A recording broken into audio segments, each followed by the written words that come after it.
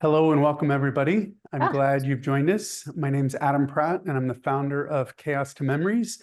Some of you are friends, some of you are clients, and some of you are just curious. But thanks for joining today. We have had open house events here in person at our studio in the Chicago suburbs. But for those who are far away, we thought we'd do something a little bit different. So if you can't make it, we thought we'd invite you virtually. So thanks for joining. If you see something that catches your eye, or maybe I go by something too quickly today and you want to revisit it, the good news is that we are capturing a recording of this and we will share that for all of the registered attendees. We'll post that online and share that link out. So if you miss something or need to step away, there's no pressure. We will send that link out within the day. So a couple just housekeeping items. We have scheduled up to 1 hour. I don't think we'll take that long. We're just going to literally walk you around the studio, answer questions. And at the end of the session, I'm holding up this book. This is the book I wrote in 2022 called Declutter Your Photo Life. It's my 8th book. It's my favorite book, definitely a labor of love. I'm really pleased with how this turned out. And so at the end of the session, we will do a random drawing for one person to receive a copy. We will ship it to you anywhere in the world for free. And it's just our little incentive, and thanks for joining us. So with that, I don't have much of a script today. I'm just going to literally walk you around the studio and show you what we're up to. What we're in right now is the front space of our studio. We call this our welcome bar. This is the welcome bar that I'm standing at. Basically, it's the lobby of our studio. The space is a little bit peculiar. It's only about 17 feet wide. You probably can't see that on camera, but it's really deep, maybe 150 or something like that, 150 feet deep. And so we have a little storefront here. We're surrounded by restaurants and shops in our downtown Wheaton studio. And then all around us are sample prints on the wall. We've got sample albums on the welcome table. And then we also display, for those of you who know a little bit about me, you know that I love cameras and photography. And so we have an ever rotating display of cameras just in the front windows. And we love photography, we love stories, and people love their cameras. People have all sorts of memories of their cameras, not just of their photos, but holding those cameras, going on those trips and vacations and capturing those memories. So we display cameras and kind of photo memorabilia along the way. And that does have a lot of folks just stop in and ask and strike up conversation. It's pretty fun. So we're going to move past the welcome bar, and then we are going to move. Donovan's going to show you around. Donovan's behind the camera today. Donovan's going to show you around a little bit what we're doing here. We basically crossed through this wood-wrapped threshold into the workspace. We actually worked with a great architect, a husband and wife team. So Heidi and Taylor designed this space with and for us. And one of the things that we did really on purpose was we wanted it to be an inviting space. You can see way behind me, there's a large blue neon sign that says memories, because that's really what we deal with all the time. And we wanted that to be a visual, interesting thing for people to see from the front. And we wanted to be able to have passersby and clients see what we're working on, what we're doing, but we didn't want them to see the photos, right? So we purposely oriented all of the workstations on the side of the studio so people can see people, they can see action, they can see the creativity happening, but they can't actually see the client screen. So from a privacy and confidentiality perspective, that is important. In this first section, Sophia is finishing up the day, scanning some documents. But we have 4, 5, 6 workstations here up front.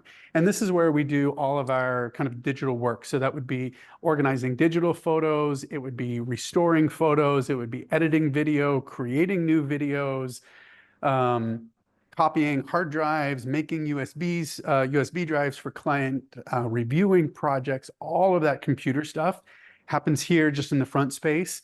Nobody has dedicated workstations. We just kind of go to the computers as we need. And one of the things that I like is all of the computers are set up identical. So they all have the same everything: keyboard, mouse, screen, software. So it doesn't really matter where you work. We have a staff of 10 here at Chaos to Memories. So people come and go. It's very flexible. They can just sit down at any workstation, tackle a client project, and get that completed. Some folks will ask and be curious about the computers and software that we're dealing with. My preference is Macintosh. It doesn't really really matter, but we prefer Macintosh. Almost everything in here is an M2 Pro Mac Mini. We do have one Mac Studio that you might have seen across the side, but they're all Mac Minis, really nicely decked out. And then we are using BenQ monitors. I forget the exact model number. They have really long names like 27605U or something like that. Basically, the punchline is they are hardware calibrated monitors for color accurate work. And what I like is they are USB-C monitors. So everything plugs in with one convenient cable. They come with a nice little stand that clips into the desk. And so we really like these. We actually overhauled all the displays in the studio earlier this year, and I'm loving them. They're quite nice. I'm not ready to show it to you, but one of the details of these displays is they actually pivot, so you can just rotate it. So when we are working on large projects with long lists of digital files and things like that, we can actually just rotate the monitor and work even more efficiently. Kind of a neat little trick that I like. Let's see, anything else about the displays and whatnot? Oh, one little thing, Donovan, if you want to pivot just to the back, it might be hard to see on the camera, but actually all of our desks are custom designed by a local friend and woodworker. They're relatively simple. They're really just Baltic birch plywood on legs, but a little detail that I like because I love details is all of the desks actually have a pass-through at the back. So let me set that aside, Donovan. I'm not sure if you're getting that, but needless to say, we deal with a lot of technology. Maybe this will be easier to see here. We deal with a lot of technology and gadgets. So there's about an 1.5 inch gap on the back of all of the workstations, and it allows us to plug things in, keep things tidy, keeps things safe, keeps things from getting pulled off the desk or whatever. So it's just one little detail that we love, being able to design the studio for optimal safety, efficiency, and just make it a great place to work. So little details matter to us, not only in the work we do, but how we do it and the tools that we use. Let's see. Any questions about that? Yes, this space is, I don't know if this is a question or comment, but if anybody visited us at our old location, we moved here about 2 years ago. If anybody visited our old location, this space is 10 times larger than the old studio. The old studio was about the size of our welcome space.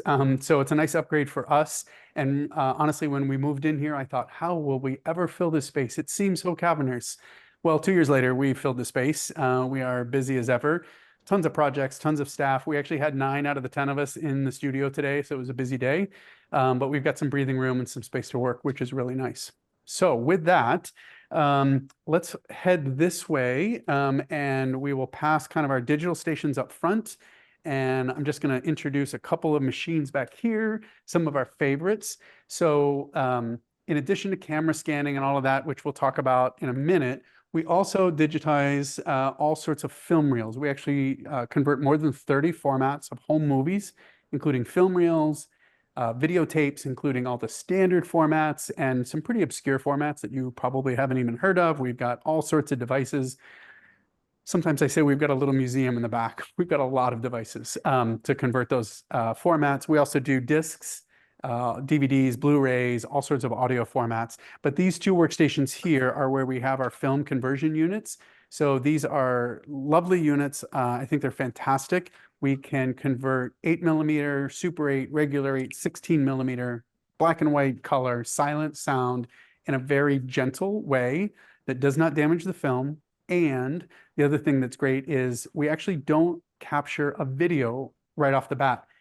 This machine actually uses an LED kind of light pin that registers on the sprocket holes in the film, and it captures every single frame individually at high definition. And then we take those frames and turn those into a digital video at the correct frame rate, do a little bit of digital post-processing to clean up noise and scratches and things like that. And then publish out those files, redate, rename them before we deliver. So these are these 2 film stations, and honestly, we love film. We've done a lot of big projects recently. We've had several like 10 to 15,000 foot projects. We've got a lot in-house right now, and honestly, the staff loves it. We almost fight over it a little bit. People are like, no, I'll do it. It's fun to do the hands-on work, and I think there's something especially nostalgic about seeing all these old films, and in a way, we not only get to travel in time, but we also get to travel the world, right? We get to see Europe and we see just all over the place from another era. So it's really a lot of fun. One other thing, Donovan, if you can zoom in on this little tray session here. This is a little example of my obsession over details. We actually custom designed and then had a friend build us this unit right here. It's pretty simple, but what it is it's basically a custom tool set for all of our film editing and cleaning that we need to do. So new leader, cleaning, splicing, repairing, all the adapters, rewinders, all in one place. Again, it just makes our work excellent and more efficient. And I just love those details and having a space where we can do all that work. So any questions? I've got a little help off camera that you guys aren't seeing, but any questions about film coming in? Any attendees curious about the film conversion side? Oh yeah, the bars mounted to the desks, if you caught those, these are just our rewinds. We get these from Van Eck Studios in the Netherlands, and they are compatible with really all kinds of film. So 8mm, 9.5, 16, 35. We can customize these, and this is where we rewind. What's helpful to know if you're not familiar with film is before we digitize any film, we take it off the original reel, we clean it and condition it by hand twice. So we run it forward and backwards. During that process, we will find any tears, broken splices, any weakness or problems with the film. We'll repair those ahead of time. The leader is the kind of the white blank stuff. We attach a couple feet of leader to the beginning and end of the film, and that allows us to do two things. One is it allows us to protect the film so that it's wound, it keeps dust out, minimizes scratches, and then it also allows us to send it through the film machine and make sure that we capture every single individual frame. Because if we took that film and threaded it through, we might miss a couple feet at the beginning and end because it would be kind of consumed by the machine. But by adding new leader, we're guaranteed to capture every last frame, all at high definition, so we get all of it. So there is a question I see. The machines we're using are Movie Stuff units. So Movie Stuff RetroScan units. We've got a 2K and a 4K unit. And we get a lot of mileage out of these guys and run a lot of film. So we really enjoy that. Alrighty, so let's keep going. I'm going to keep, we'll take a tour this way. I'm going to tuck this chair in. I'll have Donovan follow me with the camera. We're just going to come back here. On the other side of the studio, a couple things we've got going on over here are a different kind of home movie format. These are our video conversion bays. We've got 6 of these. Each one of these does something like 10 or 15 different formats when you add it all up. Basically, we've got video cameras permanently attached to all of these computers. So we can do your familiar VHS, Super VHS, VHS-C. We do all the 8mm formats, including Video 8, High 8, Digital 8. We do Mini DV. And then we also have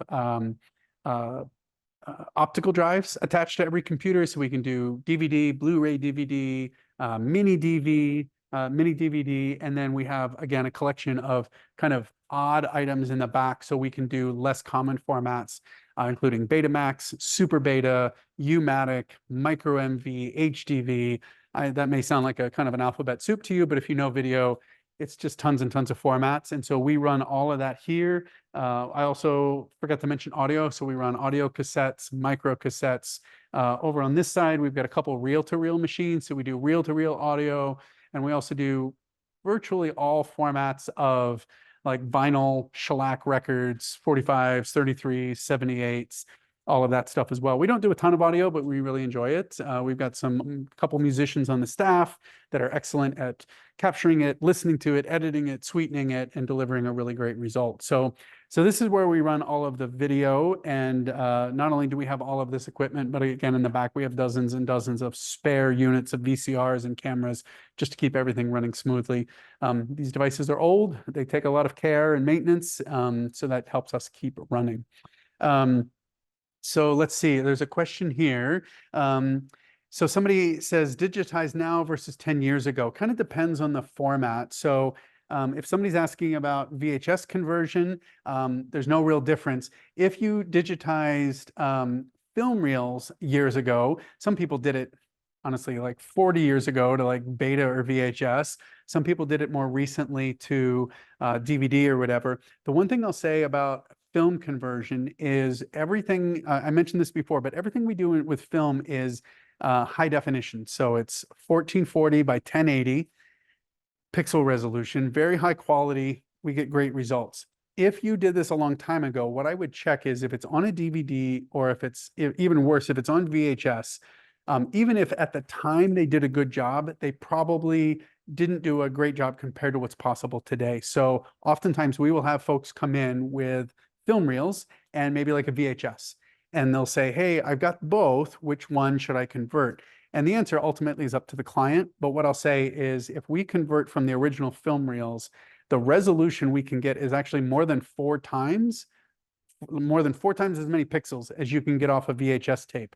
So it is more expensive to convert film reels. It's just a lot more work and it's slow. It's a slow process, but you can get drastically improved resolution and drastically improved color, quality, light, all of that stuff. So if it was my stuff, I'd go back to the original film reels, and that's exactly what I did. Once I bought this equipment, I had my stuff done 10 or 15 years ago. And as soon as I bought my own equipment, I redid it all and was much happier with the results. I do see a question about audio. We do 78 records. So normal LPs, 45s, 78s, and we do both shellac. We have the stylus, the correct heads for the decks or the turntables for shellac and vinyl 78s. We do those. The only caveat, actually, with all of this stuff is we don't do any copyrighted material. So out of respect for the original copyright owner, if the copyright's expired, then that's a different game. If you own the copyright, that's fine. Or if you have permission from the copyright holder, sometimes people will come in with old music or videos or whatever, and they've got permission from the publisher. We're happy to do that. But out of respect for copyright, it has to be yours or with permission. Anyway, so lots and lots of video and audio runs through here. We try to keep these running day and night, and we love the results. One thing that I'll mention about the video conversion that we do is there's one special step that we do at the end that I really like. A lot of folks will convert video. A lot of people do that, but what you get back is a bunch of digital files called tape 1, tape 2, tape 3, tape 12, tape 15, all of that kind of stuff. That is not a helpful digital file, right? You don't even really remember what was on the VHS, and having a digital file called tape 12 doesn't mean anything to you. So we do two things with the digital video that we return, not only videotapes, but also Blu-rays and DVDs and the film machines on the other side. We rename all of the files with the date and subject as best as we can. So we look for the clues, we look at the boxes, we look at the film, and if something was shot in, let's say, Halloween of 1987, we would call that video file 1987-10-31 Halloween. And sometimes it's Halloween and Christmas. You guys know how those videotapes go. They might be a bunch of subjects. But the next thing we do after that is we actually redate the video file. We have an automated process that redates the video file, not just the file name, but actually the video file. And so if you take that video and put it in this onto your iPhone or iCloud or some photo management system, it actually goes in the correct date-based place in the system instead of when it was captured, actually, or converted, I should say, actually when it was originally shot, which we think is kind of cool. What that gives you at the end is a chronological and searchable archive. So if you want to find birthdays and Christmases and christenings and all of, weddings and retirements and so on, it really makes it a much, much better result. The other thing I'll say briefly about the video conversion we do that's a little bit different is not only do we rename and redate all the files so they're searchable, but we don't deliver anything on DVD. Occasionally somebody will come in and request that. We do not offer that because I actually used to work in the CD and DVD industry, and I know too much about it. And the reality of DVD is it's actually one of the worst ways to store your video for long term. They're easy to scratch, they're easy to damage, and eventually they will decay. So they'll suffer an organic decay from the material in the disc. They don't last very long. They can actually fade in as little as 18 months. So I know instead of delivering on DVD, which some folks want, we deliver everything on a USB. The two advantages there are actually lots of advantages. They're more stable, they're more reliable, they're faster to copy, easier to back up. easier to edit. You can have lots and lots of copies. And it's just a much, much better format. The other thing is we can fit a lot more on a USB. So if you were converting tapes to a disk, you might get like 1 or 2 tapes per disk. We regularly will deliver 50 or 100 videotapes on one USB thumb drive. It can just store so much, which is really nice. Couple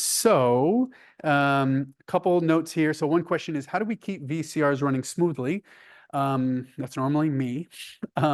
It's me and a screwdriver and learning about all of these old machines as best as I can. Sometimes they just get too kind of difficult and we give up on them and we recycle them and rotate new machines in.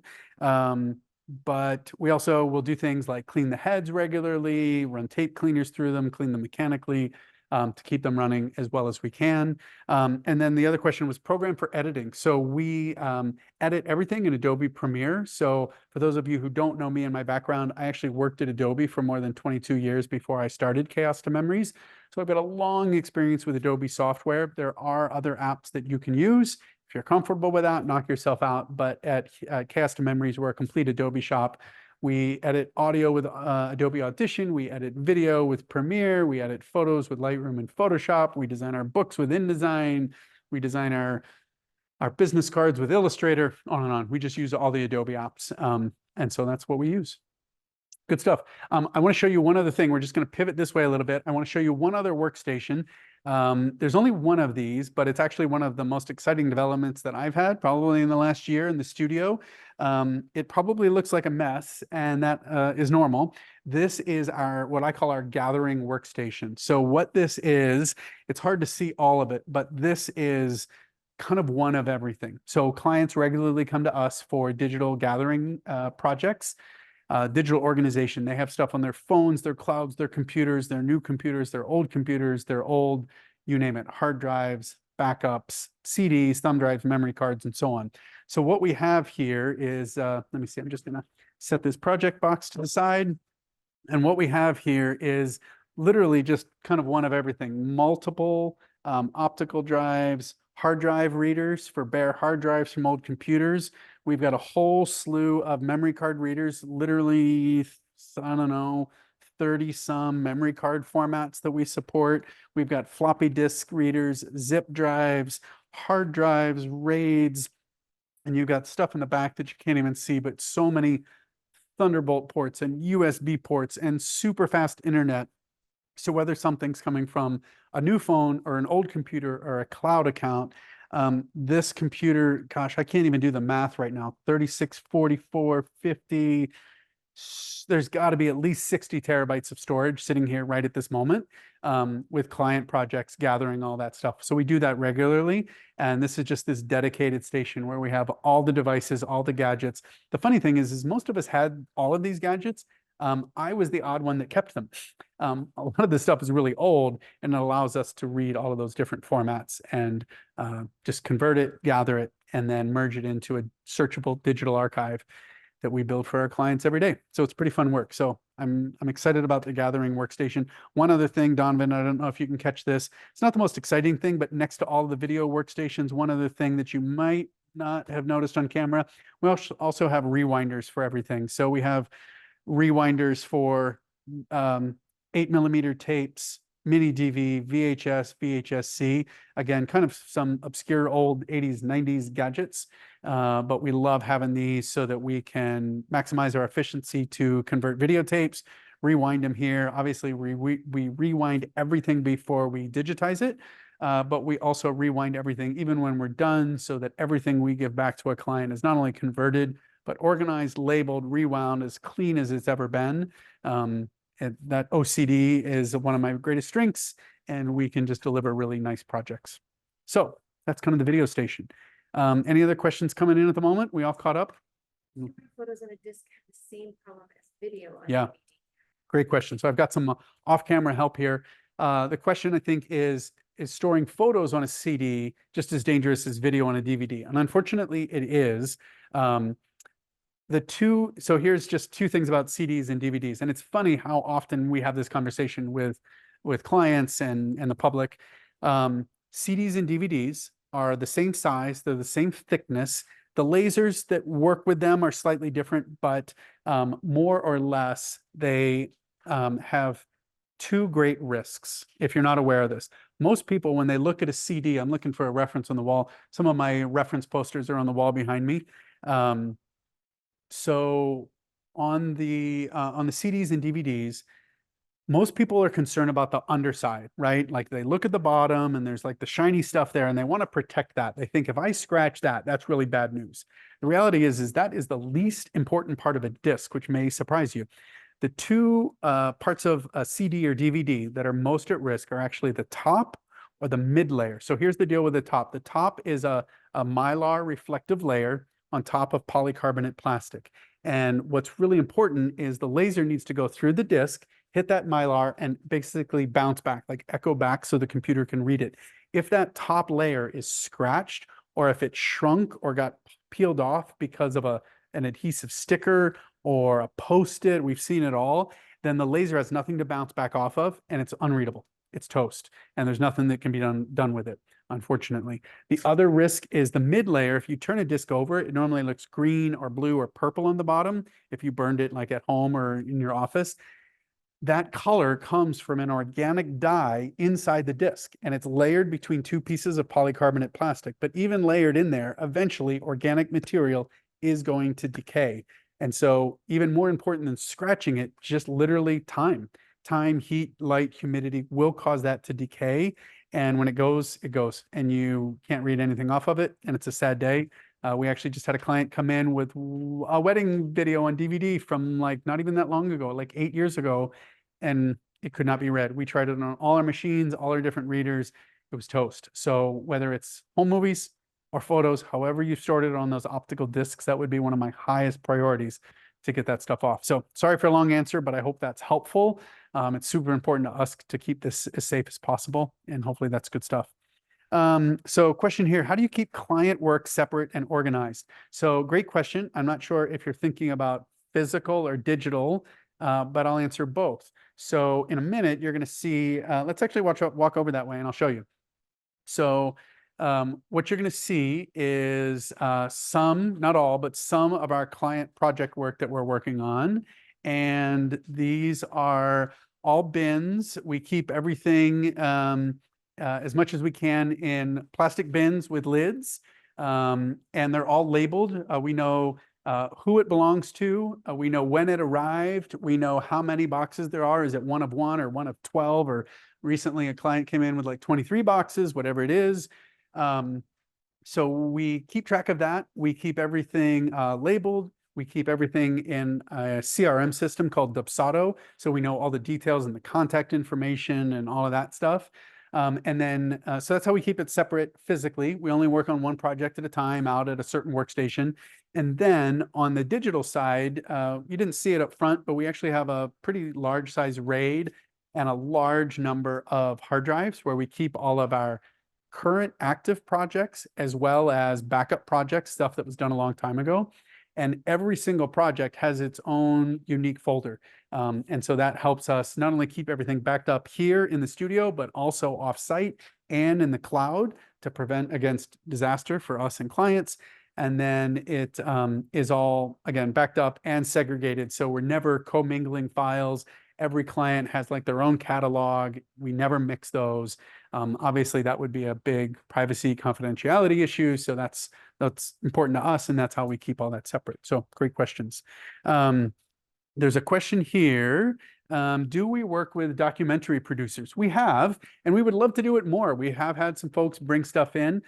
There's actually a joke among photo organizers that it seems like a lot of documentaries are created with the worst possible scans. I don't know if you know what I'm talking about, but we see stuff on TV and the scans are not great quality and they're dirty and damaged. And every time somebody like me sees that, I'm like, I raise my hand and I think I would have loved to have scanned and restored that. Whether it was VHS tape or film reels or photos or slides or negatives, we do amazing work and we would love to see that featured. But we have worked with folks writing books and publishing books. We've worked with folks doing video documentaries. And if you've got a project in mind, we would love to help. Yeah, feel free to reach out. So external hard drive recommendations. So actually, would one of you guys behind camera grab one of the NVMe drives? So in terms of external hard drives, we're addicted to speed. So there's this problem that we deal with a lot of clients, a lot of projects. I've got one kind of arriving behind me. Thanks. So we use these drives. These are, there's two things magical about these drives. Inside, it uses a storage called NVMe, non-volatile memory express. It's a terrible nerdy name. I didn't make it up, but that's what it's called, NVMe drive.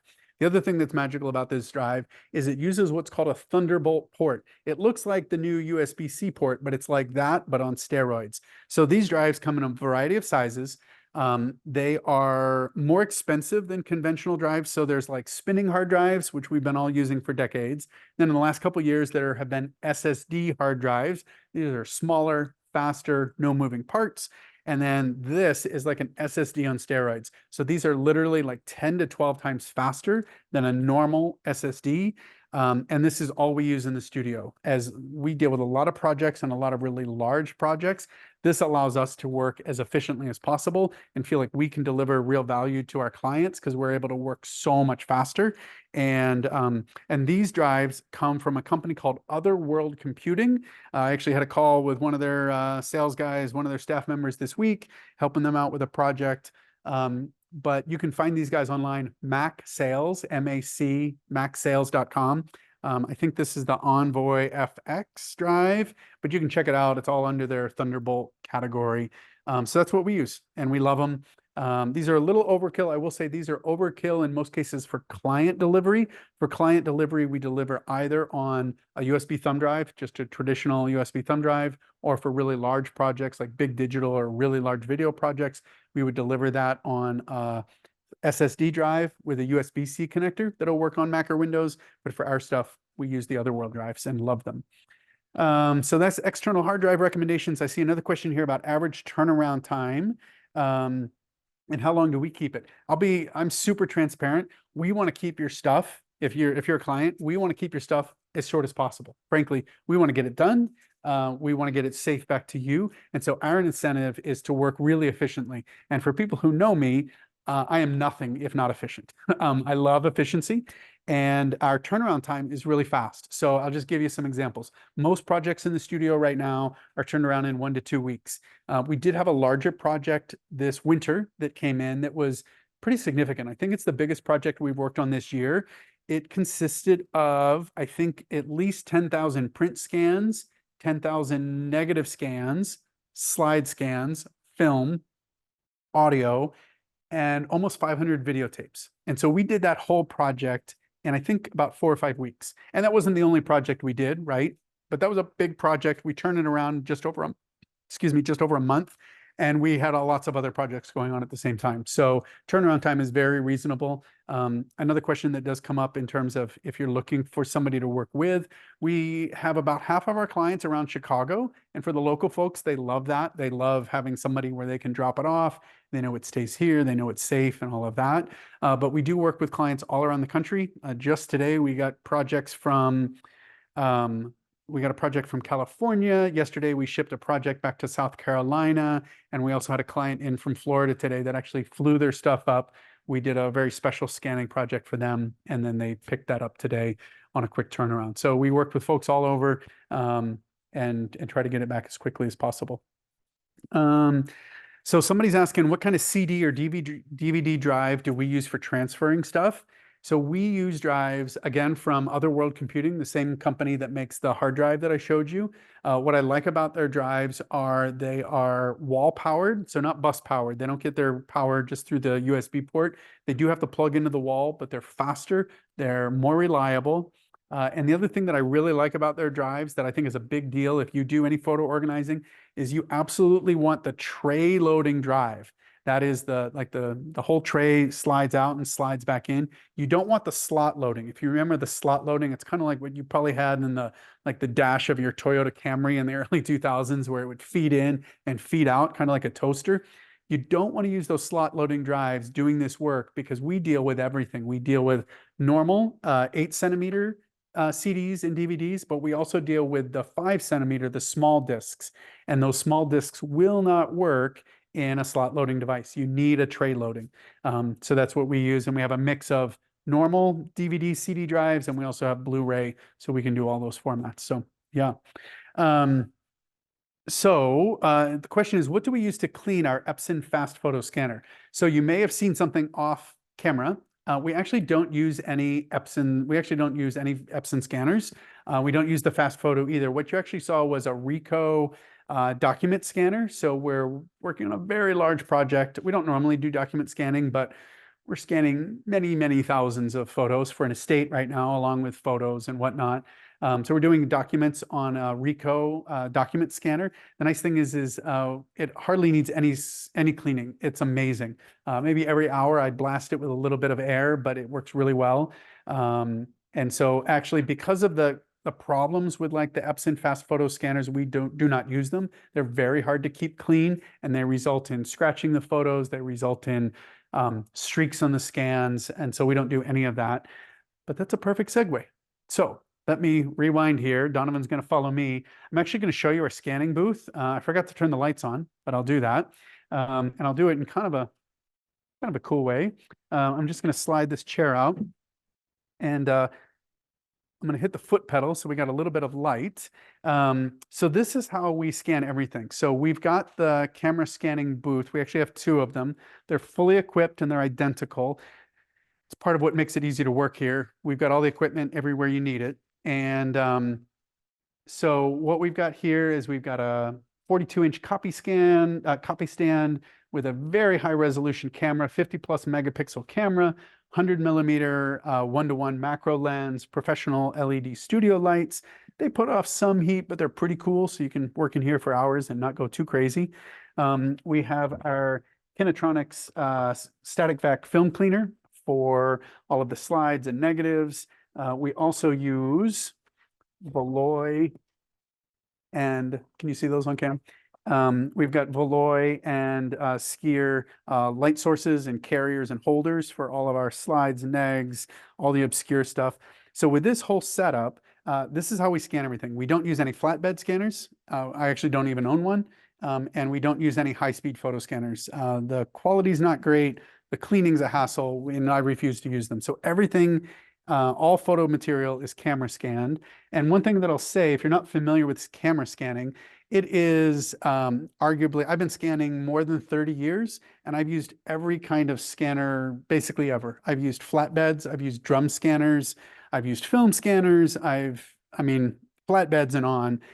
Pretty much everything in the industry over the decades that I have used. And this is all we use now because it is faster, it is higher quality, and it uses the latest in digital imaging technology. Scanners have not changed in more than 30 years. Like literally since I was in college, scanners haven't changed. You can't focus them, they're limited in so many ways. So we can scan any photo format ever with this setup. It's just a 2x2 foot footprint. And then what's interesting about the camera is it's missing 2 things that most cameras do have. Number one is it has no battery in it. So that's a little odd. What's nice about that is instead of having a battery, it's actually powered directly into the wall. So we have a what's called a battery coupler. It goes into the wall. It never runs out of power, which is nice. Wouldn't that be cool on vacation, right? The other thing that it doesn't have is a memory card.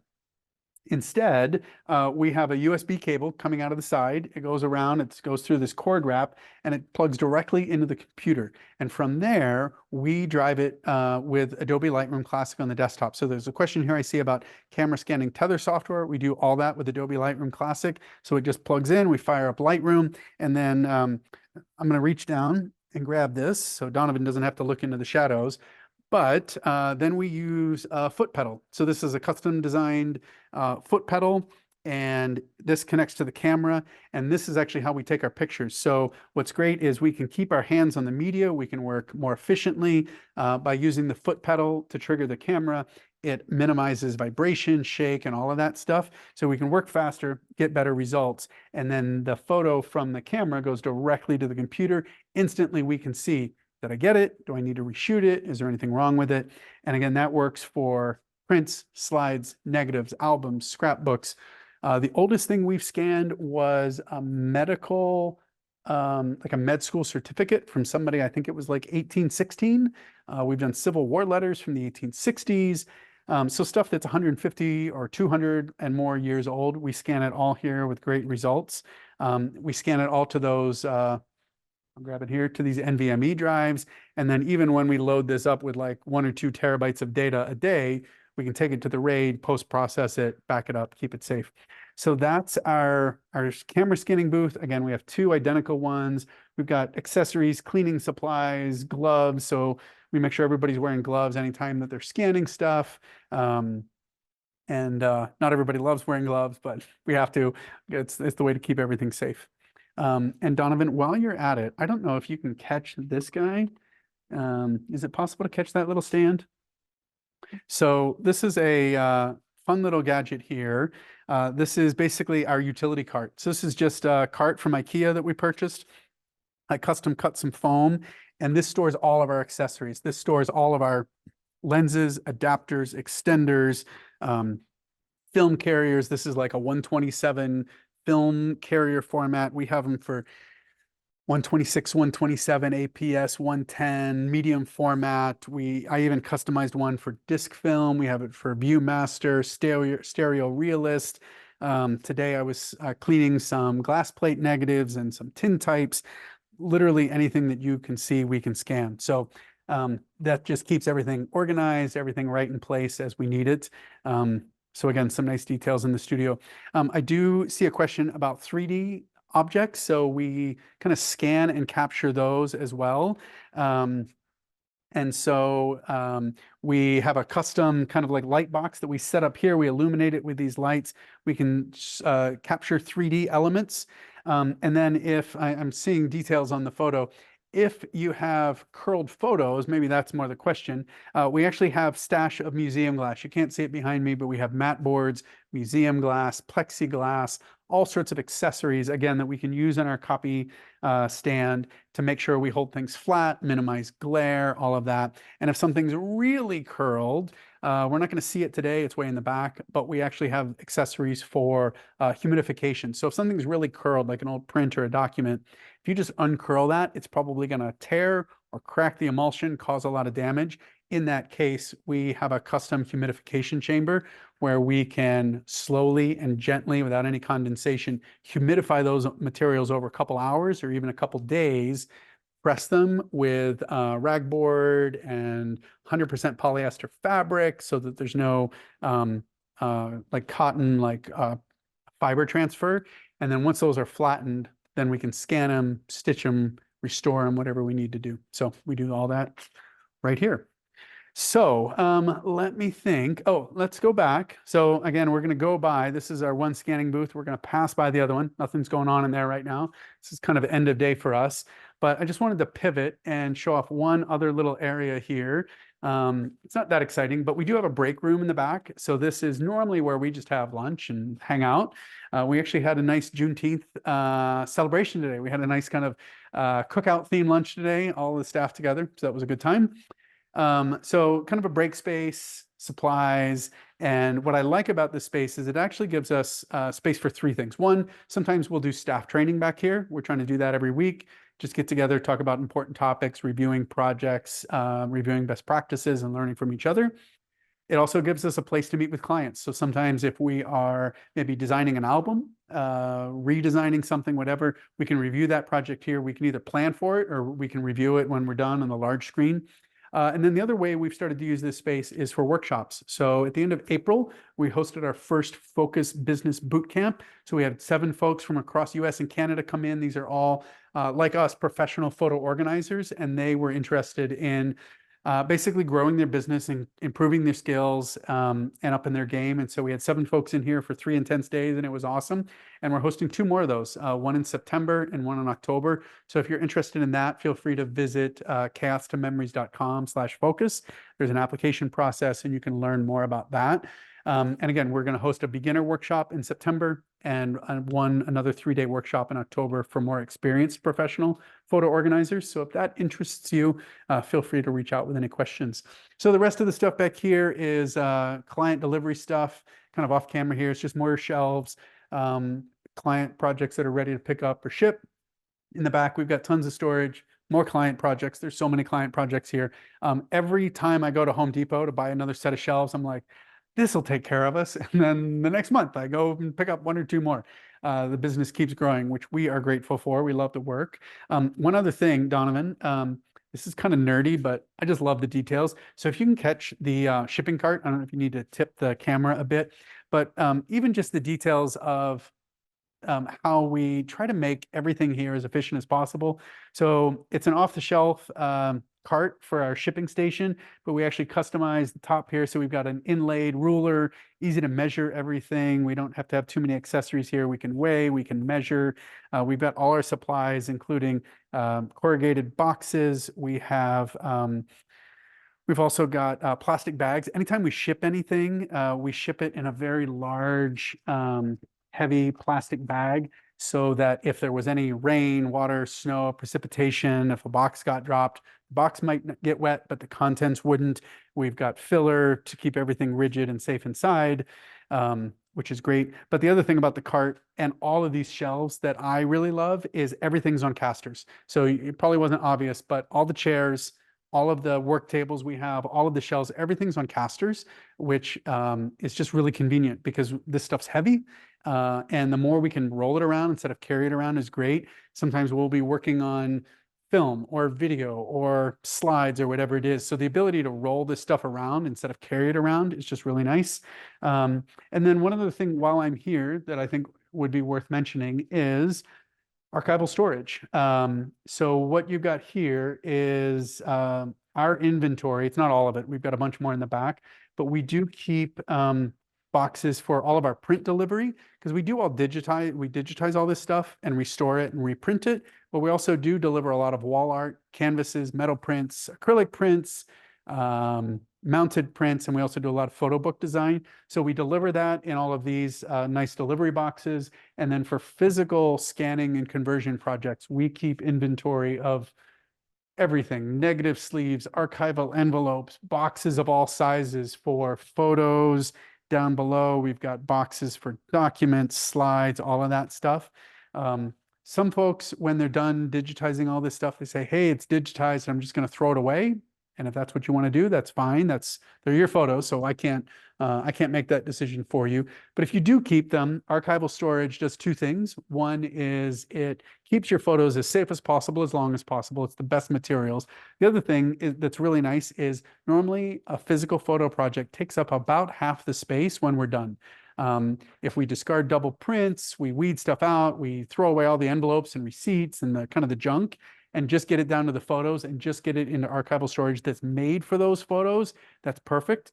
We do work with great vendors in the archival storage side, like CRI, it's Conservation Resources International. They will actually make us custom boxes for special things. I just got a project that might need some special stuff. So we can get anything you need to keep that stuff safe. So with that, I think those are the highlights. I don't know if there's any other questions online, but if there are, feel free to throw those in the chat pod. I'd be happy to answer those. And then we'll call it a wrap. We'll wrap up. So it looks like I've got maybe one question coming from off camera. Yeah, great question. So the question is, do we keep negs with prints? We do. Some people will disagree with me, and that's okay. But this is perfect. I'm right next to it. So we use the print file, the 35, what are these? The 10E, the 10-4 neg sleeve. So this is 10 rows of 4. It's the most common cut size, at least in America. So we use a negative sleeve for, 35, 110, 126 film. We accordion fold this and put it along with the prints inside an archival print file envelope. And we have a full detailed labeling system. So we know the date, the subject, everything gets labeled. So that is our recommendation. We keep them together. And if you're not familiar with scanning, we've got prints and negs. We prefer to scan the negative. It costs more because it's more work, but you will get better quality, color, resolution, the works. So that's our preference. And somebody's asking, do we offer metadata services? We absolutely do. We're great at it, if I may say. We do really, really good work in this area. I mentioned that I worked at Adobe for more than 22 years. Adobe was the creator of XMP, which is kind of the core technology for industry standard metadata. And everything we do is based on industry standards, file formats, metadata, all of it. So we use Adobe Lightroom Classic to organize everything, but you're not tied into Adobe or Lightroom. All the metadata is built into your files. And we do that work for scanned photos, video, film, and digital photos. We do it literally every single day. We love that work. So whether you need, and again, scanned and organized or metadata, digital, physical, you name it, we do it. We would love to help. So I hear writing behind me. I wonder if we might have a few questions as we wrap up. So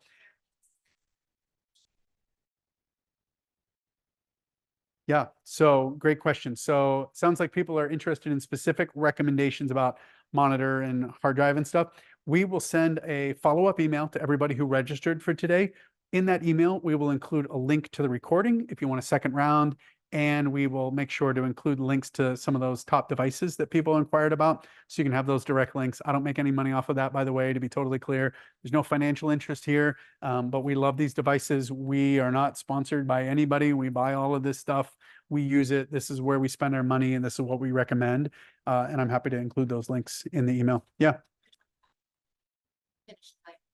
Yeah, so finished client work, in terms of turning stuff back, the physical stuff, we want to get back to clients as soon as possible. When we're done with that, we have every client sign off that they have received it. So we have a chain of custody, and we've got all that documented, scanned, and retained in our client records. In terms of digital files, we do keep projects for at least a couple months. For two reasons. One is sometimes, a couple times a year, we will deliver a project, and then a couple months or even sometimes a year later, a client comes back and says, hey, you know all those videos you converted for me? I lost my thumb drive. And I'm like, oh dear. The good news is we keep that stuff. We have a very generous retention policy. So every couple of months, we're able to save somebody's bacon and give them a fresh copy of that. If for any reason you need those files expunged from our records, we're happy to do that. We just ask that you make sure that you have got a good backup, because we love the work, but we only want to do it once. We only want you to pay for it once. So that's how we handle that. So yeah. Anything else? Alrighty. So I'm getting the cue that there's no other questions. With that, I just want to say thank you for joining us. A few other things just about Chaos to Memories. If you are curious about what we do, again, visit our website, chaos2memories.com. There's great information, FAQs, videos, kind of about all the different services that we offer, examples, and so on. A couple of other items you might find there that would be helpful. One is under there's a blog link on the website, and we've actually been putting a lot of work into that, publishing regularly, all sorts of tips and tricks, best practices, project examples, and so on, that I think will be genuinely helpful. And also under the Learn tab, you'll see some of our books, and we have a number of courses online. If you want a deeper dive in learning about these things, we have a bunch of courses online, and we have several more in development that I'm excited to get published later this year. So lots of things going on. And of course, if you've got a project that we can help with, feel free to reach out, call, email. Many clients actually find us because for two reasons. One is they read our online reviews and they're really impressed. And then the other thing a lot of folks tell us is we actually answer the phone. If you call, we'll talk to you. We love people, and we love to connect with people. So if there's anything we can help with, send us an email, call us, fill out the contact form on the website, and we would love to help. So with that, the last thing is we are going to give away a copy of my book. So I'm going to look off camera, and Margaret, can you tell me about how many, we have 42 people on the list. Fantastic. Thanks for being here. So I'm going to split the different, well, let's see. I'm not going to go in the middle. I'm just going to go lucky number 7. Can you go 7 down from the top? Find number 7. Who is number 7? You must be present to win. That's how I'm doing it, because if you're in the room, you're here. So who's number 7? Alan. Yes. Alan, I know you. You've taken some of my courses. So Alan, I don't know if I can pronounce your last name right, Jessam.